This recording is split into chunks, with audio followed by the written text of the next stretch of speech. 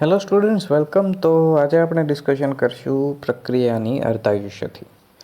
હવે કદાચ એવો ક્વેશ્ચન થાય કે અર્ધ આયુષ્ય એટલે શું ને કેમ પૂર્ણ આયુષ્યની બદલે આપણે અર્ધ આયુષ્ય યુઝ કરશું.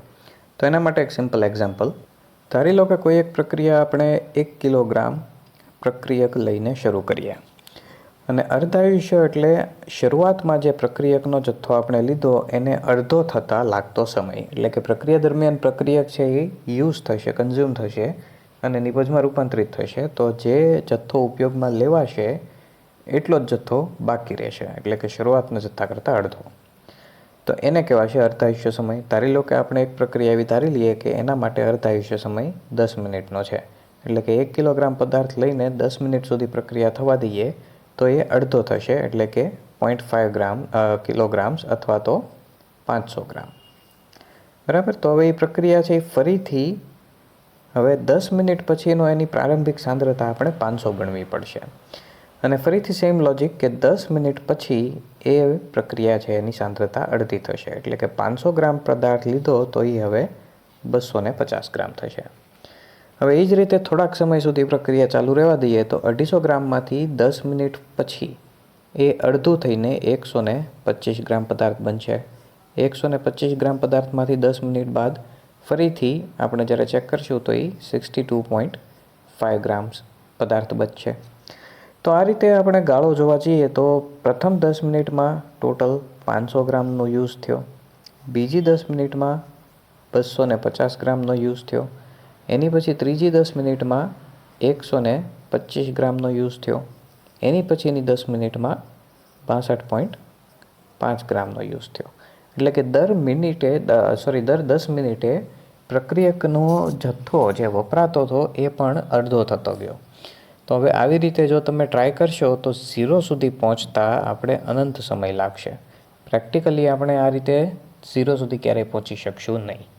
અતિ અલ્પ માત્રામાં પણ પ્રક્રિયકનો જથ્થો છે હંમેશા માટે અવેલેબલ હશે તે, કેમ કે જેમ જેમ સમય પસાર થતો જશે એમ પ્રક્રિયકનો જથ્થો છે એનો કન્ઝપ્શન કે એનો ઉપયોગ પ્રક્રિયા દરમિયાન જે થશે એ પણ ઘટતો જાય છે અને ક્યારેય આપણે 0 સુધી એકચ્યુઅલમાં પહોંચી શકતા નથી. એટલા માટે પૂર્ણ સમયની બદલે ખરેખર આપણે અર્ધ આયુષ્ય સમય વાપરીએ છીએ, કેમ કે અહીંયા અર્ધ આયુષ્ય સમય સિમ્પલી 10 મિનિટનો આપણે ધાર્યો હતો.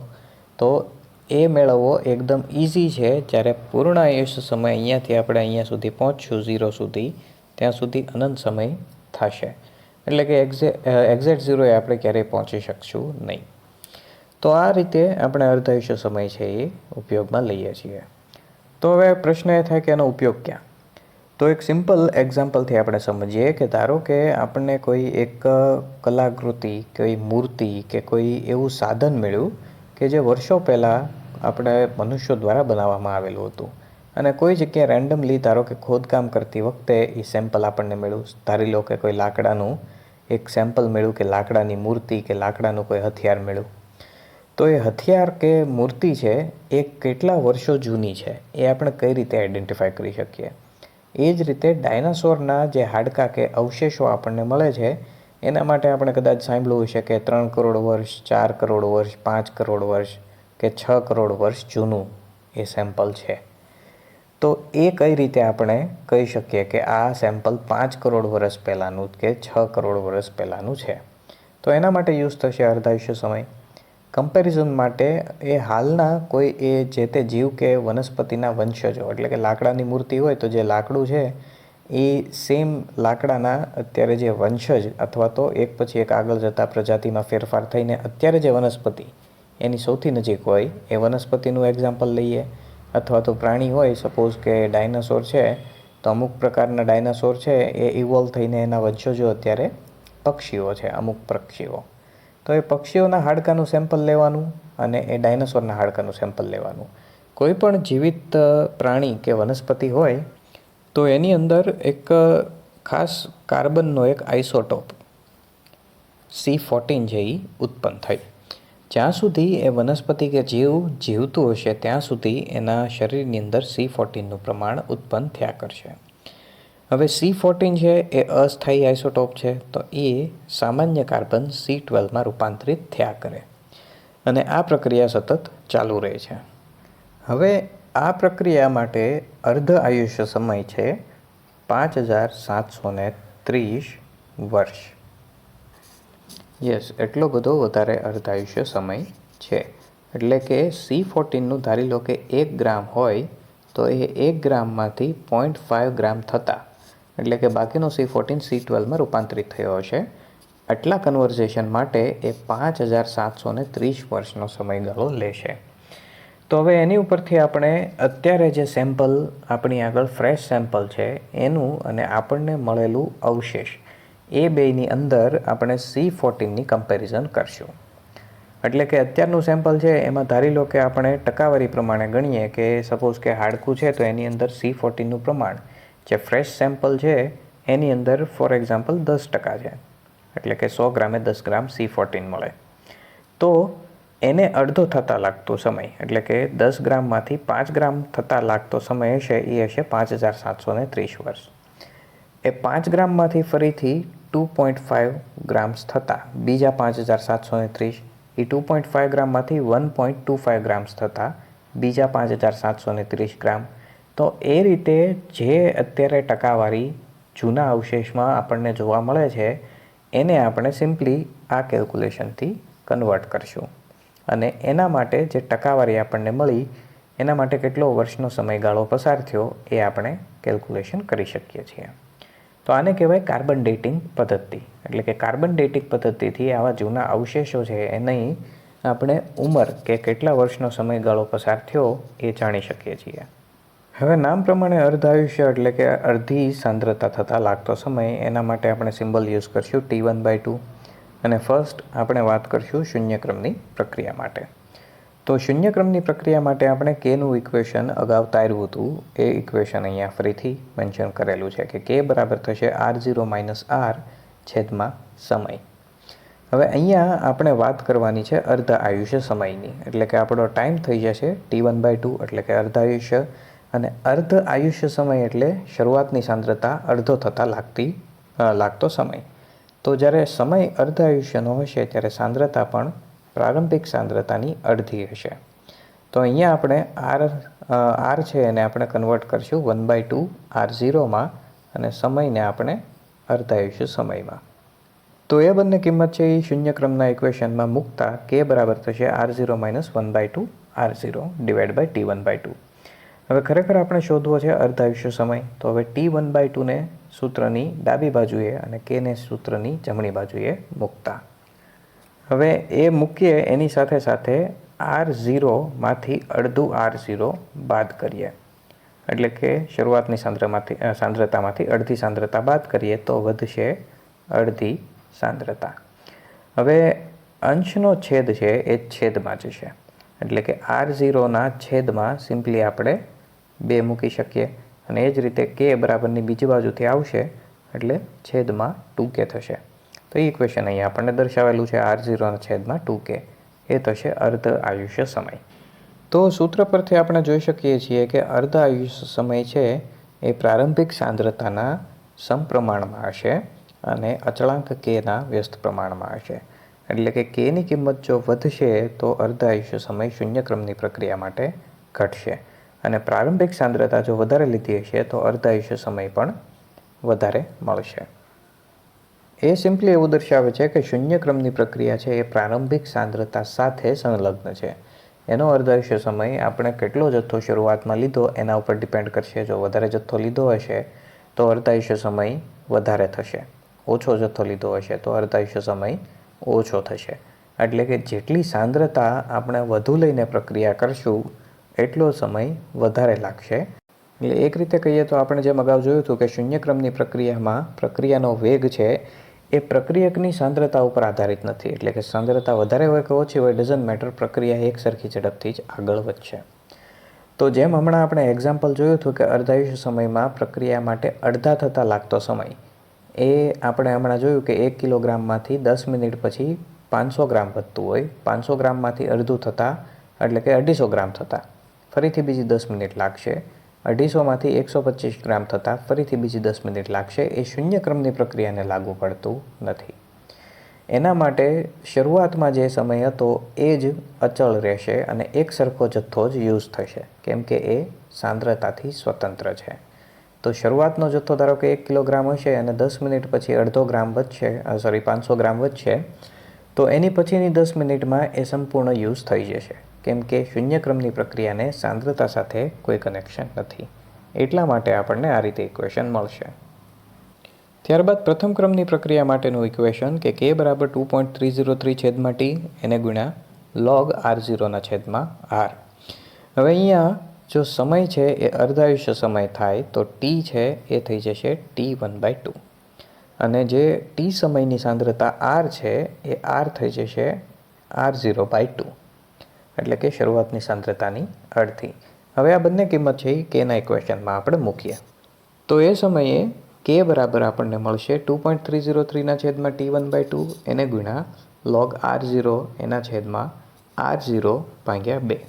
એટલે કે અહીંયા એક નાની એવી મિસ્ટેક છે, અહીંયા r ની જગ્યાએ આવશે r0. હવે અંશ અને છેદમાં બેમાં r0 છે એટલે સિમ્પલી r0 કેન્સલ થશે અને છેદનો છેદ 2 એ જશે અંશમાં, એટલે ત્યાં આપણને કિંમત મળશે log 2. એટલે કે log r0 છેદમાં r0/2 એ સિમ્પલી થઈ જશે log 2. હવે log 2 ની કિંમત ફિક્સ છે એટલે કે આ વેલ્યુ છે હંમેશા સેમ જ રહેશે. log 2 બરાબર મળશે 0.3010. એટલે હંમેશા આ યાદ રાખજો, આના માટે આ સેમ વેલ્યુ જ રહેશે, હંમેશા log 2 જ મળશે. એટલે આપણે log ટેબલ ચેક કરવાની આ ઇક્વેશનની તારવણીમાં જરૂર રહેશે નહીં. હવે t1/2 ઇક્વેશનની બીજી બાજુ અને kના ઇક્વેશનની સામેની બાજુ મોકલતા અર્ધાયુષ્ય સમય બરાબર થશે 2.303 છેદમાં k એને ગુણ્યા log 2 અને log 2 બરાબર થશે 0.3010. એટલે એ બેની ગુણાકાર કરતા, કેમ કે એ બે વેલ્યુ જ છે એટલે એ આપણને મળશે 0.693 અને એના છેદમાં મળશે k. તો અહીંયા આપણે જોઈ શકીએ છીએ પ્રથમ ક્રમની પ્રક્રિયા માટે અર્ધાયુષ્ય સમય, પણ એમાં ક્યાંય આપણને સાંદ્રતા દેખાતી નથી. કોઈ પણ જાતની સાંદ્રતાનું પ્રારંભિક મૂલ્ય કે આપેલ સમયનું મૂલ્ય કોઈ પણ આપણને દેખાતું નથી. તો એનો સિમ્પલ મિનિંગ એવો થયો કે અર્ધાયુષ્ય સમય છે એ સાંદ્રતાથી સ્વતંત્ર હશે પ્રથમ ક્રમની પ્રક્રિયા માટે. એટલે કે તમે સાંદ્રતા કોઈ પણ લ્યો, ડઝન્ટ મેટર, આપેલી સાંદ્રતાને અડધી થતાં લાગતો સમય હંમેશા સેમ જ હશે.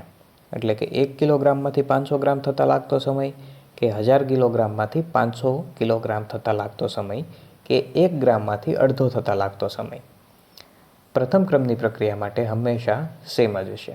એટલે કે જો ધારી લો કે તમે 1000 કિલોગ્રામ લઈને પ્રક્રિયા શરૂ કરો છો, બીજો સ્ટુડન્ટને આપણે સેમ પ્રેક્ટિકલ આપીએ તો એ 1 ગ્રામ લઈને પ્રક્રિયા શરૂ કરે છે, તો 1000 ગ્રામમાંથી 500 ગ્રામ થતાં લાગતો સમય ધારી લો કે 1 કલાક હશે, તો 1 ગ્રામમાંથી અડધો ગ્રામ થતાં લાગતો સમય પણ એટલો જ હશે. એટલે કે સાંદ્રતા કોઈ પણ લઈએ, અર્ધાયુષ્ય સમય આપેલ પ્રથમ ક્રમની પ્રક્રિયા માટે અચળ રહેશે. એટલા માટે એનું ઇક્વેશન આ રીતે મળશે. kની કિંમત સાથે એ વ્યસ્ત હશે અને સાંદ્રતાથી એ સ્વતંત્ર છે. ત્યારબાદ વાત કરીએ આભાસી પ્રથમ ક્રમની પ્રક્રિયા. તો આભાસી પ્રથમ ક્રમની પ્રક્રિયાની અંદર ખરેખર પ્રક્રિયાક્રમ છે એ કોઈ અલગ હશે, પણ આપણને રિઝલ્ટ એવું મળશે કે એ પ્રક્રિયા છે એ પ્રથમ ક્રમની છે. ધારી લો કે કોઈ એક પ્રક્રિયા છે એ દ્વિતીય ક્રમની છે, પણ એ પ્રક્રિયા માટે આપણે સાંદ્રતાઓ છે બે અલગ અલગ પ્રક્રિયકો જે યુઝ કરીએ છીએ એની સાંદ્રતાનો ફેરફાર અતિશય વધારે લઈએ, તો એના લીધે આપણને શું રિઝલ્ટ મળશે એ ચેક કરીએ. એના માટે પહેલાં એક એક્ઝામ્પલ વિચારીએ કે જેથી કરીને આપણે કમ્પેરિઝનમાં થોડુંક સહેલું પડે. તો એક આપણે પ્રેક્ટિકલ એક્ઝામ્પલ લઈએ. ધારી લો કે સ્ટુડન્ટ્સને એક્ઝામ માટે ક્વેશ્ચન પેપર અને આન્સર શીટ આપણે આપવાની છે. એટલે કે એક સ્ટુડન્ટ માટે એક ક્વેશ્ચન પેપર અને એક આન્સર પેપર આપણે જોશે. તો એના માટે આપણે જેટલા ક્વેશ્ચન પેપર્સ હશે એટલા જ આન્સર શીટ્સ હોવી જોઈએ, તો આપણે સેટ બનાવી શકશું. અને જો બેની સંખ્યા અલગ અલગ હશે તો આપણે જે ઓછી સંખ્યામાં હશે એ પ્રમાણે જ સેટ બનાવી શકશું. એટલે કે ધારી લો કે તમારી આગળ 10 ક્વેશ્ચન પેપર હોય અને 10 આન્સર શીટ હશે, તો એમાંથી કુલ કેટલા સેટ બનશે? તો ટોટલ 10 સેટ બનશે.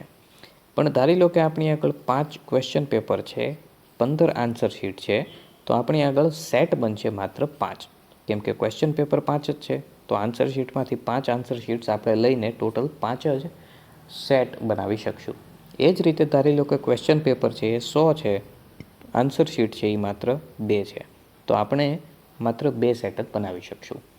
તો એનો મિનિંગ એવો થયો કે આપણે જે ઓછી માત્રામાં હશે અથવા તો જેનો જથ્થો ઓછો હશે એના ઉપર ડિપેન્ડ કરશે કે આપણે કઈ રીતે ફાઇનલ રિઝલ્ટ મળશે.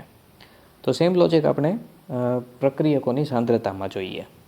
હવે ધારી લો કે આપણે એક પ્રક્રિયા લઈએ છીએ જેમાં એ અને બી બે અલગ અલગ પ્રક્રિયકો છે. હવે જ્યારે પ્રક્રિયક એની સાંદ્રતા 1 મોલ, બીની સાંદ્રતા 1 મોલ હોય ત્યારે વેગ પણ ધારી લો કે 1 છે. હવે એની સાંદ્રતા આપણે 2 કરીએ, બી 1 હોય ત્યારે વેગ ડબલ થયો, A1 હોય, B2 હોય ત્યારે વેગ 2 થયો, A2 હોય, B2 હોય ત્યારે વેગ 4 થયો. તો આ સિમ્પલી એવું દર્શાવે છે કે એ અને બી બંને માટે પ્રક્રિયાક્રમ 1 1 છે અને કુલ પ્રક્રિયાક્રમ છે એ 2 થશે અહીંયા.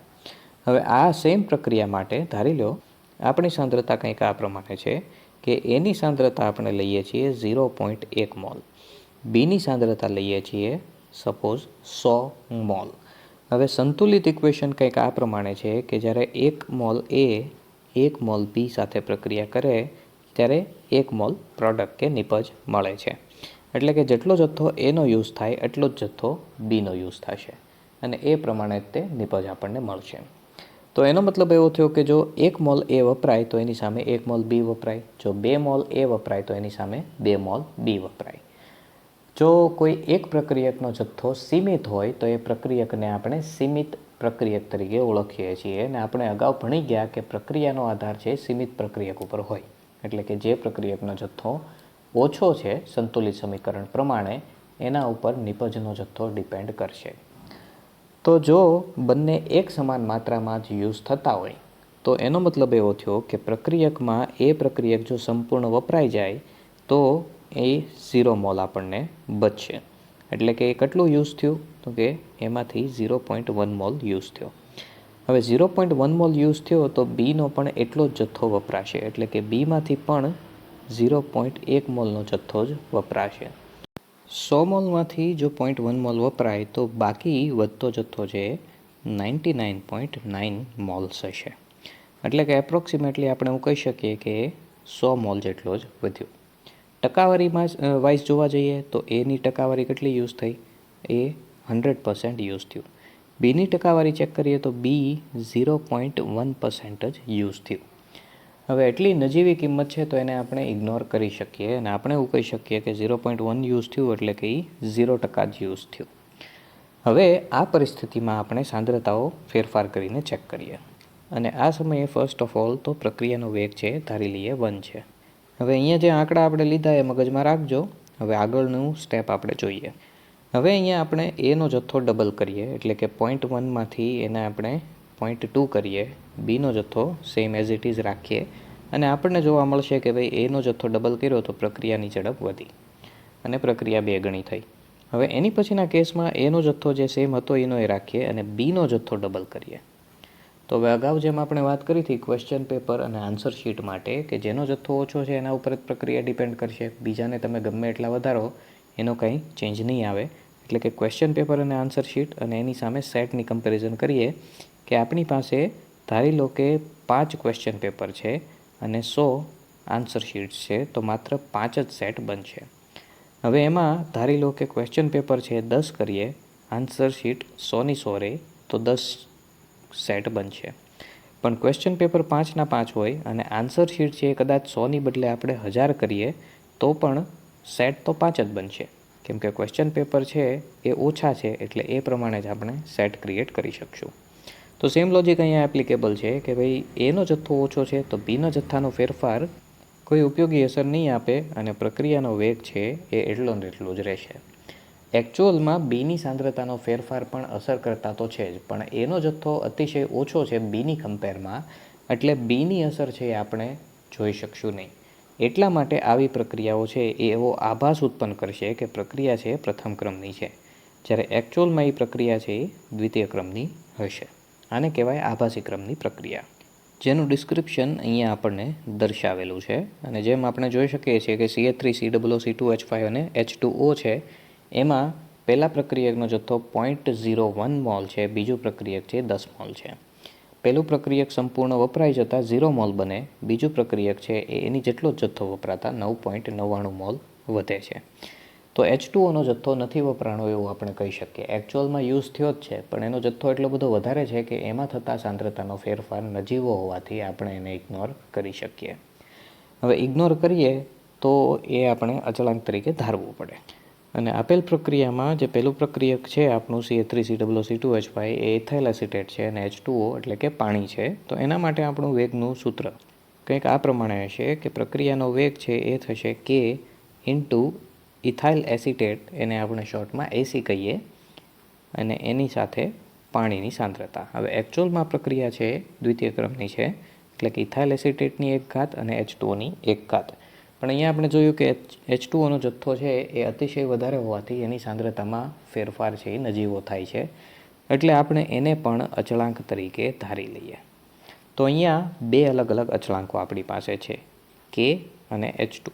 એકચ્યુઅલમાં H2O અચળાંક નથી, પણ એની સાંદ્રતાનો ફેરફાર અતિશય ઓછો હોવાથી આપણે એને અચળ ધારી લઈએ છીએ. એટલે આપણું સૂત્ર બનશે વેગ બરાબર K ડેશ ઇન્ટુ AC1, એટલે કે પ્રથમ ક્રમની પ્રક્રિયા, જ્યાં K ડેશ બરાબર થશે K ઇન્ટુ H2O, એટલે કે અચળાંક K અને અચળાંક H2O. હવે અમુક જગ્યાએ તમને કદાચ આ રીતે દેખાડેલું હશે કે અહીંયા શરૂઆતમાં K છે એની જગ્યાએ K ડેશ, અને પછી એ K ડેશમાંથી અચળાંક K બને, એટલે કે K બરાબર થશે K ડેશ ઇન્ટુ H2O. બંને રીતે સાચું જ છે, જે રીતે તમે રિપ્રેઝેન્ટ કરો એ રીતે.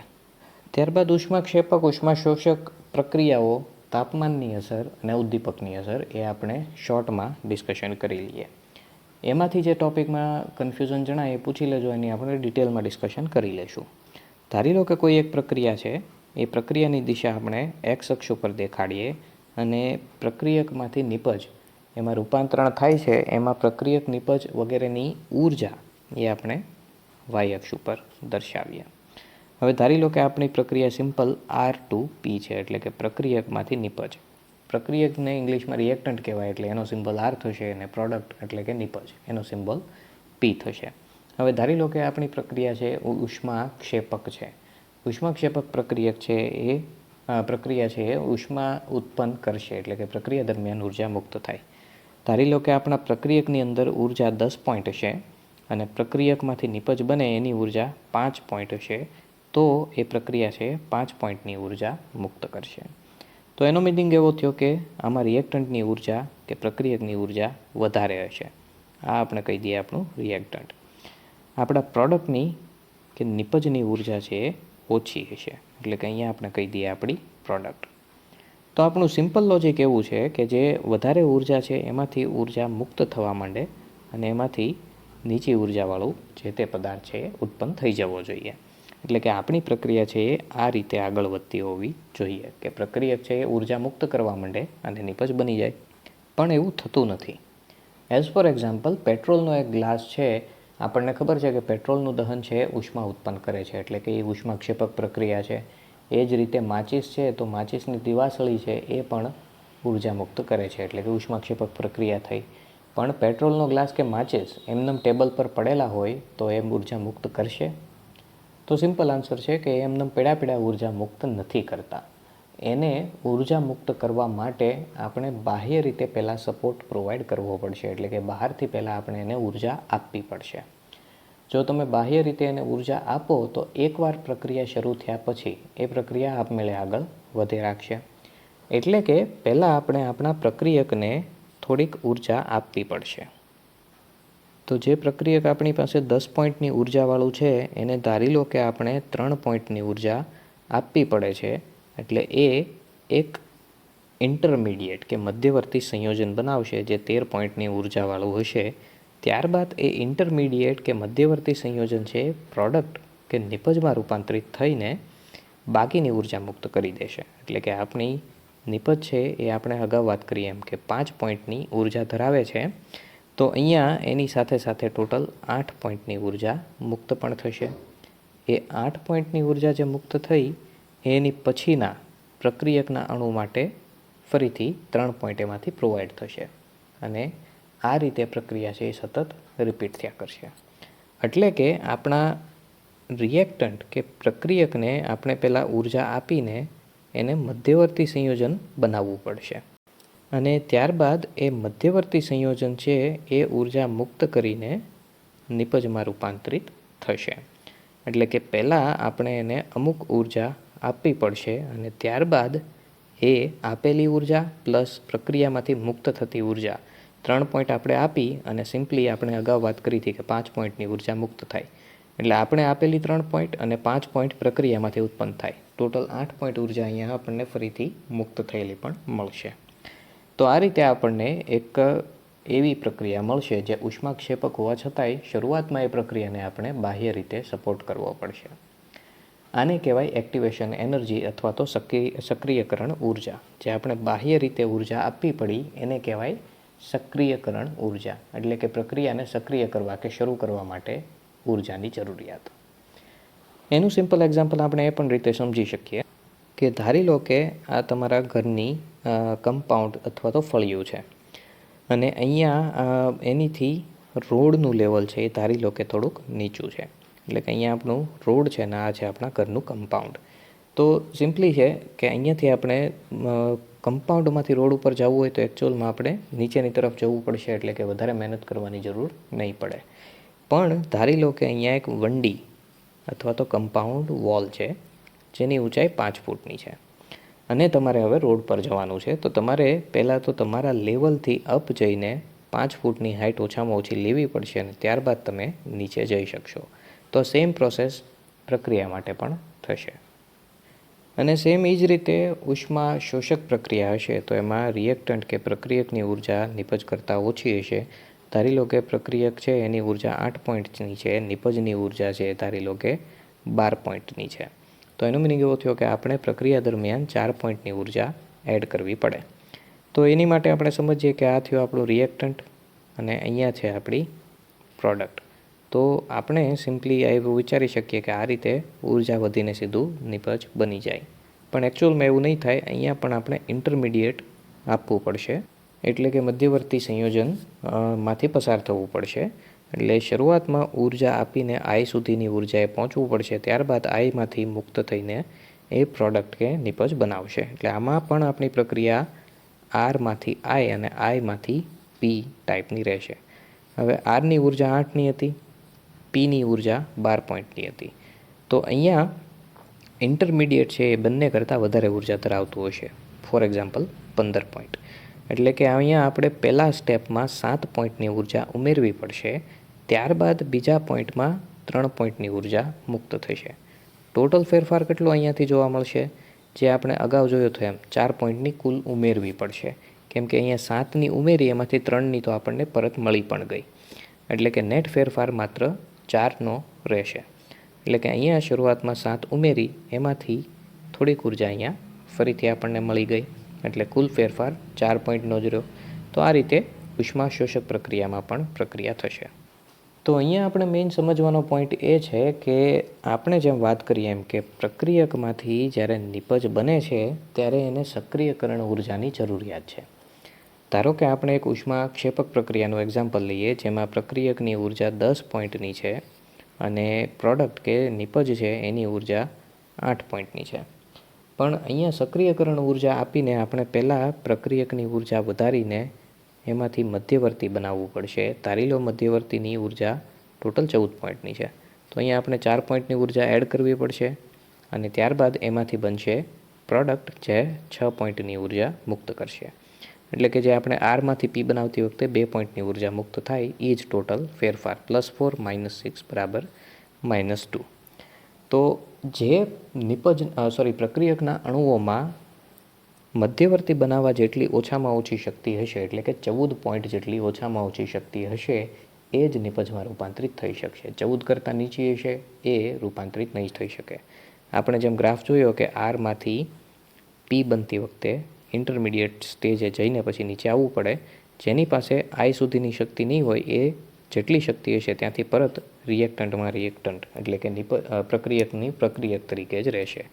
એ નિપજમાં રૂપાંતરિત નહીં થઈ શકે. તો હવે એના પરથી આપણે એક ઉર્જા અને અંશનો આલેખ દોરીએ. એટલે કે આપેલા અણુઓમાં અલગ અલગ પ્રકારની ઉર્જા હશે. આપેલા પ્રક્રિયકના દરેક અણુ એક સમાન ઉર્જા ધરાવતા નહીં હોય. અમુકમાં ઓછી ઉર્જા હશે, અમુકમાં વધુ ઉર્જા હશે. તો આપણે એનો આલેખ દોરીએ કે જેટલા અણુઓમાં જેટલી ઉર્જા છે એ પ્રમાણે એક આપણે આલેખ ડ્રો કરીએ તો એ આલેખ આપણને કંઈક આ રીતે મળશે કે 0 ઉર્જાવાળા 0 અણુઓ હશે અને ઓછી ઉર્જા ધરાવતા અણુઓની સંખ્યા ઓછી હશે. ધીમે ધીમે એ સંખ્યા અને ઉર્જા વધશે. કોઈ અમુક જથ્થો આપણને એવો મળશે જે સૌથી વધારે મહત્તમ એ ઉર્જા ધરાવતો અંશ આપણને મળશે. ત્યારબાદ ફરીથી અંશમાં ઘટાડો થઈને ધારી લો કે અહીંયા આપણી એક્ટિવેશન એનર્જી અથવા તો સક્રિયકરણ ઉર્જા છે, જેને આપણે EAથી દર્શાવશું. E એટલે એનર્જી કે ઉર્જા, A એટલે એક્ટિવેશન અથવા સક્રિયકરણ. તો અમુક અણુઓમાં જેટલો સફિશિયન્ટ ઇનફ ઉર્જા છે જે નિપજમાં રૂપાંતરિત થઈ શકશે એ અણુઓનો જથ્થો અહીંયાથી આપણે દર્શાવ્યો. આ આટલો ભાગ છે એ સક્રિયકરણ ઉર્જા ધરાવતા અણુઓની છે જે ખરેખર નિપજમાં રૂપાંતરિત થઈ શકશે. હવે આપણે એક્ઝામ્પલ તરીકે ધારી લઈએ કે આ ઉર્જાનું મૂલ્ય છે એ 15 પોઈન્ટનું છે. એટલે કે સક્રિયકરણ ઉર્જા છે એ 15 પોઈન્ટની છે. તો 15 અથવા 15થી વધારે ઉર્જા ધરાવતા અણુઓ છે એ જ નિપજમાં રૂપાંતરિત થઈ શકશે. અત્યારે આપણું તાપમાન છે એ T તાપમાન ધારી લઈએ. હવે આપણે આપણી પ્રક્રિયકોને ગરમ કરીએ. હવે પ્રક્રિયાને આપણે ગરમ કરશું એનો મિનિંગ એવો થયો કે આપણે બાહ્ય રીતે ઉર્જા ઉમેરીએ છીએ. ઉર્જા ઉમેરશું તો શું થશે કે જે અણુઓમાં 10 પોઈન્ટની ઉર્જા છે એને ગરમ કરતાં એ ઉર્જા 11ની થશે. 11વાળા હશે તો એ 12 થશે. 12વાળા હશે તો એ 13 થશે. એ જ રીતે 13વાળા 14 અને 14વાળા અણુઓ છે એ 15માં રૂપાંતરિત થશે. એટલે કે આપણી એક્ટિવેશન એનર્જીની જરૂરિયાત. તો એ જ રીતે જેટલી વધારે ઉર્જા આપશું એટલો જ વધારે અણુઓનો જથ્થો નિપજમાં રૂપાંતરિત થતો જશે. એટલે કે ઓછી ઉર્જા ધરાવતો જે જથ્થો છે, એટલે કે અહીંયાથી લઈને અહીંયા સુધીનો જથ્થો, એમાં ઘટાડો થશે અને વધારે ઉર્જા ધરાવતો જથ્થો છે એમાં વધારો થશે. એટલે કે આપણો જે આલેખ છે એની ઊંચાઈમાં ઘટાડો થશે અને લંબાઈમાં વધારો થશે. એટલે કે કંઈક આ ટાઈપનો આલેખ આપણને જોવા મળશે. એટલે કે હવે અણુઓનો અમુક જથ્થો એક્સ્ટ્રા આપણને મળ્યો જે શરૂઆતમાં સક્રિયકરણ ઉર્જાથી ઓછી ઉર્જા ધરાવતો હતો એ હવે સક્રિયકરણ ઉર્જા કે એનાથી વધારે ઉર્જા ધરાવતા અણુઓમાં કન્વર્ટ થઈ ગયો. તો હવે વધારે અણુઓમાં સક્રિયકરણ ઉર્જા આવી તેથી હવે વધારે પ્રમાણમાં નિપજ મળી શકશે. તો આ રીતે તાપમાન વધારતા ઉષ્મા શોષક હોય કે ઉષ્માક્ષેપક હોય દરેક પ્રકારની પ્રક્રિયાઓમાં સક્રિયકરણ ઉર્જામાં વધારો થાય છે. તેથી વધારે નિપજ મળી શકે. આ થઈ તાપમાનની અસર. હવે એ જ રીતે ઉદ્દીપકની અસર શું થશે? તો ઉદ્દીપકની અસર છે એ એકચ્યુઅલમાં એવી છે કે એ સક્રિયકરણ ઉર્જા ઘટાડે છે. આપણે જેમ શરૂઆતમાં વાત કરી હતી કે રિએક્ટન્ટમાંથી પ્રોડક્ટ એ બનવા માટે આપણે મધ્યવર્તી તબક્કામાંથી પસાર થવું પડે. એટલે કે આપણી આ રીતે રિએક્શન છે. તો આ પ્રક્રિયા દર્શાવે છે ઉદ્દીપક વગરની પ્રક્રિયા. હવે ઉદ્દીપક સાથે આ પ્રક્રિયા છે એની સક્રિયકરણ ઉર્જામાં ઘટાડો થશે. ધારી લો કે આ રીતે રિઝલ્ટ મળે. એટલે કે વગર ઉદ્દીપકે ધારી લો આપણા પ્રક્રિયકની ઉર્જા 10 પોઈન્ટ, નિપજની ઉર્જા 7 પોઈન્ટ હતી, ઇન્ટરમીડિયેટ કે મધ્યવર્તીની ઉર્જા 15 પોઈન્ટની હતી. તો પહેલાં આપણે 5 પોઈન્ટની ઉર્જા આપવી પડશે ત્યારે એ 10માંથી 15 થશે અને ત્યારબાદ 8 પોઈન્ટની ઉર્જા મુક્ત કરીને એ 7એ પહોંચશે. ઉદ્દીપક વગર આ રીતે થશે. ઉદ્દીપક સાથે શું થશે? 10માંથી આપણે અત્યારે ઓછી ઉર્જા, ઉદ્દીપકની ઉર્જા આપણે સપોઝ ધારી લઈએ કે ઉદ્દીપક સાથેનું જે મધ્યવર્તી બનશે એની ઉર્જા 12 પોઈન્ટની છે. તો આપણે પહેલાં તો 2 પોઈન્ટની ઉર્જા આપવી પડશે એટલે એ 10માંથી 12 થશે અને ત્યારબાદ એ 5ની ઉર્જા મુક્ત કરીને 7 થશે. તો ડિફરન્સ કેવો રહ્યો? તો કે વગર ઉદ્દીપકે આપણી પ્રક્રિયામાંથી ઇન્ટરમીડિયેટ કે મધ્યવર્તી અને મધ્યવર્તીમાંથી નિપજ એ બનવા માટે આપણે શરૂઆતમાં ઉદ્દીપક વગરની પ્રક્રિયા માટે 10 પોઈન્ટમાંથી 5 પોઈન્ટની ઉર્જા એડ કરવી પડી અને પછી એ 8 પોઈન્ટની ઉર્જા મુક્ત કરીને નિપજમાં રૂપાંતરિત થયું. ઉદ્દીપક સાથે શું થયું? તો કે આપણે ઉમેરવી પડી માત્ર 2 પોઈન્ટની ઉર્જા અને એ જ રીતે મુક્ત કરવી પડશે માત્ર 5 પોઈન્ટની ઉર્જા. તો આપણે ધારી લો કે એક પ્રેક્ટિકલ એક્ઝામ્પલથી સમજીએ કે તમારી પાસે સાયકલ છે અને સાયકલમાંથી તમારે એક એ પોઈન્ટમાંથી બી પોઈન્ટ સુધી જવાનું છે, પણ વચ્ચે ટેકરી છે. તો આપણે પહેલાં તો સાયકલથી અપહિલ જઈને પછી નીચે આવવું પડશે. ધારી લો કે તમારી હાઇટ અત્યારે 100 મીટરની છે, ટેકરીની હાઇટ 150 મીટરની છે અને નીચે બી પોઈન્ટ છે એ 50 મીટરની હાઇટે છે. તો પહેલાં આપણે 100માંથી 50 મીટરની હાઇટ ચડવી પડશે અને ત્યારબાદ 100 મીટરની હાઇટ ઉતરવી પડશે, ત્યારે આપણે બી પોઈન્ટે પહોંચશું. હવે બીજી પરિસ્થિતિ એવી વિચારીએ કે ટેકરીની હાઇટ છે એ 150ની પણ 120 મીટરની છે. તો હવે આપણે માત્ર 20 મીટર ચડવું પડશે અને ત્યારબાદ 70 મીટર ઉતરવું પડશે. એટલે કે 20 મીટર ચડતા અને 50 મીટર ચડતા લાગતો સમય અલગ અલગ હોવાનો છે અને દેખીતી રીતે જ 20 મીટરનો સમય ઓછો હશે. અને એ જ રીતે 100 મીટર ઉતરતા અને 70 મીટર ઉતરતા લાગતો સમય પણ અલગ અલગ જ હશે. 70 મીટર ઉતરતા સમય ઓછો લાગશે. તો આ રીતે ઓછી ઉર્જાએ ઝડપથી પ્રક્રિયા મળશે ઉદ્દીપક સાથે. આ થઈ ઉદ્દીપકની અસર. હવે આના રિલેટેડ કોઈ ટૉપિક્સમાં કન્ફ્યુઝન જણાય કે ઇક્વેશન્સમાં કોઈ કન્ફ્યુઝન જણાય તો પૂછી લેજો, જેથી આપણે ફરીથી ડિસ્કશન કરી શકીએ. અધરવાઇઝ અત્યારે યુનિટના જે કોમ્પ્લિકેટેડ ટૉપિક્સ મારી જાણ પ્રમાણે હતા એની ડિસ્કશન આપણે કમ્પ્લીટ કરી.